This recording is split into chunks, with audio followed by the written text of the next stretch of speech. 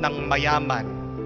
Narinig daw ng mayaman, chinismis ang kanyang katiwala. May kwento tungkol sa kanyang katiwala na niloloko siya ng kanyang katiwala. Pero tingnan niyo po kung ano ang ginawa ng mayaman dito sa balita o chismis na kanyang narinig. 3 bagay. At itong 3 bagay na ito ay sana isabuhay din natin pag tayo ay madalas nakakarinig din ng chismis.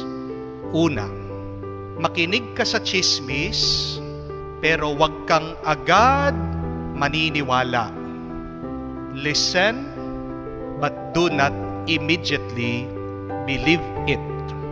Hindi naman natin maiiwasan ang mga chismis. Napakarami ng ating naririnig na kwento sa baryo, sa ating mga kamag-anak,